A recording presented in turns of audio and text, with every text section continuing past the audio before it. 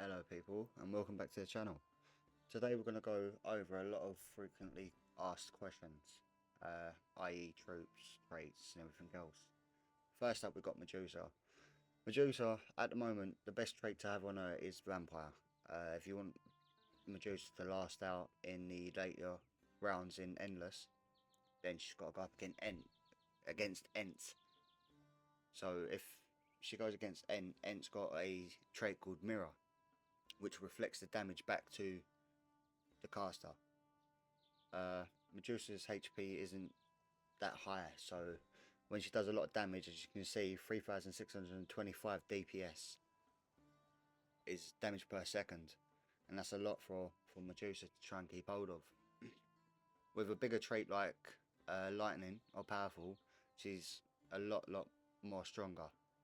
So you do want to go for something like a, a Vampire. She heals by 25 HP for each attack. Amazing, honestly, amazing demonic. Next we have Krampus. As you can see, I've got Mirror on Krampus, which returns 35% damage to attacker. Krampus, he heals with each attack, so he heals like 10 HP each attack that he does. So something like Lightning would be amazing on him, but same thing, he struggles against the tanks and because of Mirror.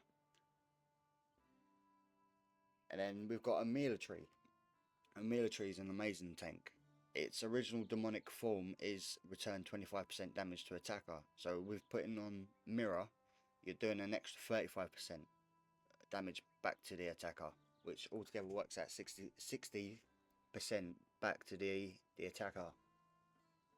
So that there would be one of the best traits to have on a military. Saint Nicholas, you're going to want Lightning. Lightning on Saint Nicholas would be amazing. The quicker he attacks, the quicker he heals. And it's the same for Bard. Bard is going to be your support, so he increases the damage and attack speed by 25%. If you can't get Lightning, you can always use Trickstar. Trickstar is a purple trait, and it's just a lower form of Lightning. Same as all traits and that, they've all got different like sort of categories. Purple is just the lower of the original red, as you would know. Trickstar is best on stuff like Medusa, Saint, Bard, anything like that. So we're going to go over a few things here. Here, look, you can see is a Trickstar. Because of my passes, I got 0.4% on the main ones, which is Lightning and stuff like that. It's 250 gems a roll. As you can see, you don't always get what you want. Got a critical. Critical ain't too bad on a Saint. It increases the critical hit, not chance, but yet overall crit. Crit gives you obviously more damage. Once in chance, like you get a certain percentage, and it'll give you one big hit. So, say for Saint Nicholas, if you've got critical and he's doing 150 damage, if he gets a crit hit at 200%, it can be like 400. You know what I mean? It's a big shot. It's a big risk for Saint Nicholas. Best thing for Saint Nicholas is either Trickstar or Lightning. They're the two best traits for Saint Nicholas. They are what you call prime traits. And obviously for Bard it's the same thing. Right now I'm gonna unequip all my units. And a lot of people ask for what is the best units to start with. So the first thing you're gonna want is you're gonna want a support. If you can't get Bard, there is one called Dark Herald. Dark Herald is like a slightly weaker version of Bard. Bard is only obtainable through a crate where it's 360 gems. You can trade for a Bard, but a lot of people don't want to trade for a Bard, and if they do, they want a demonic. So It sort of swings in roundabouts.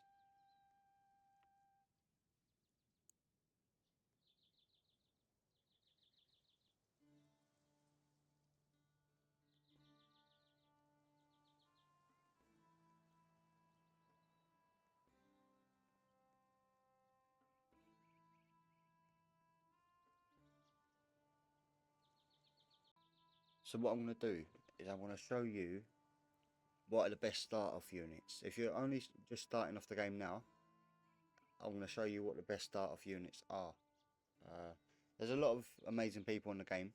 As you can see, I'm third place at the minute. I was trying to push first, but I do believe the first and the second are consistently AFK, so they're always grinding.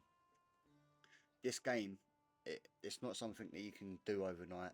It's going to take you a little while. It is a grinding game. It is an AFK game, so you have got to be on it a fair bit of time. But the best units to be on here, I've got 1.7 bill at the minute, so I'm sort of there alright for money. But what I'm going to do is I'm going to show you the best crate as it stands at the minute. What you're going to want to go for is this crate, because not only has it got Dark Herald, but it's also got Witch. Witch at the beginning is a great healer. Then you've got the Living Mummy, he's an amazing tank. And then you've got Demonic Arblaster, which is a damage dealer. Further in the video you're going to see how much I spend and how much it takes to get roughly what you want, what you're looking for. You want to start off with 1 Living Mummy, 2 Demonic Arbalasters, a Dark Herald and a Witch. A Witch obviously is a healer. On the Living Mummy you're going to want Mirror. You can get him through rolling coins, and for legendaries. So legendaries, they cost you coins. You can do it with money to roll for traits. Anything from mythic above costs you gems. Mythics cost you 50 gems. Demonics cost you 250. So there's a big difference in the gems. The gems you can obtain through quests and in-game endless games. You get 5 for level 50 and you get 10 for level 100. But if you have the passes and the new hammer, then you get 30 gems altogether. So it's 10 for wave 50, 20 for wave 100. You also get double the amount from quests. So when you do the headless quest and you get 200 gems, you don't just get 200, you get 400. So all the gems are doubled. So it's the best way to go about it. If you can't get the pass, it's just a little bit more grinding. That's all it is. So it does all work out in the end. But what I'm going to do is I'm going to fast forward this a bit so that we can get to the part where I get the units. It does take a little while to get the units. It did take me a while to get them. And overall, further in the video, you'll see just how much it costs just to get the units and the traits. So it's not cheap, and it does take a little bit of grinding. The coins, they're not tradable. You can't give someone else coins. I can't but I can carry you. I can take you into an endless game, and if you reach wave 100, depending on the passes or not, you can get roughly around what 1,500,000, 1,200,000. So it's a good way to build up, get you to your first 10 mil, get one of them, and then see how you go from there.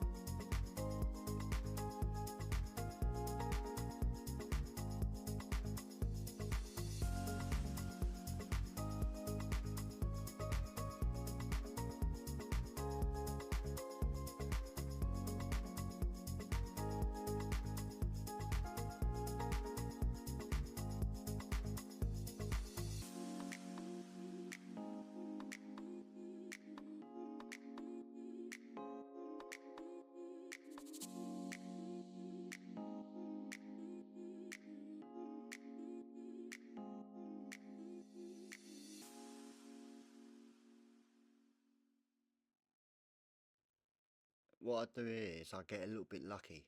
I actually pull an Inferno. An Inferno is a demonic. He's got a lot of power, but he's not really good in endless because of how much power he has. Unless you try and get Titan, something like big, something that sort of covers him. But just to show you, I've got an Inferno.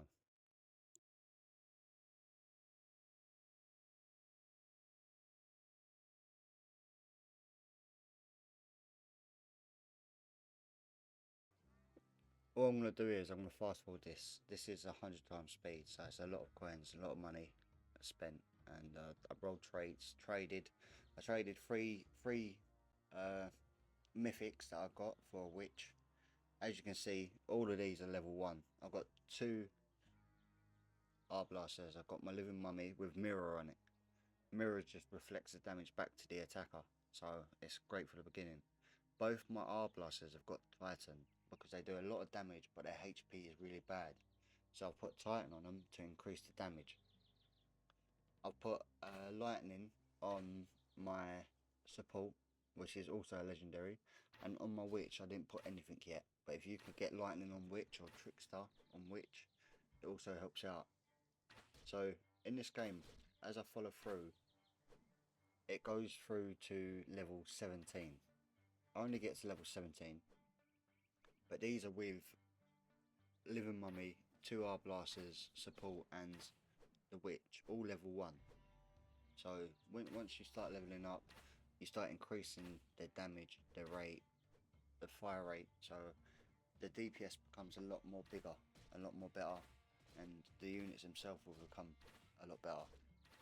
You don't want to increase them. You don't want to get them to max. You only want to get them to roughly about level 15 to 20 maximum. You don't want to go past level 20. You don't want to get them to 25 because you can be wasting a lot of coins on getting these units to their max levels when you want to be moving on to next. You want to be moving over to something else. This is the perfect start off team. This is the team I started with. Literally, like what you see here is what I started with when I first started roughly about 2 months, 3 months ago. So if you enjoy this game, you can push it and you can try it yourself. If you don't like it, I can try and rekindle a few things. Once you get a few more coins and you feel more comfortable and you can do more trades, then you can exchange Living Mummy for Ent, which is a mythic. But if you haven't got that sort of time, space, or funds to be trying to get a mythic, you can always go for these 4 legendaries and then a witch. When you're rolling, you're bound to get a witch. If not, you get a few mythics here and there that you can then trade for a witch. People are more than happy to take 4 mythics, 3 mythics for a witch. There is also another one called Angel. Angel's also a healer. The only difference between witch and angel is like between 5 to 10 DPS. It don't seem like a lot, but when you're in game, DPS it matters. It matters a lot when you're in game and you're trying to go along with it. So yeah, these are my pointers to this game.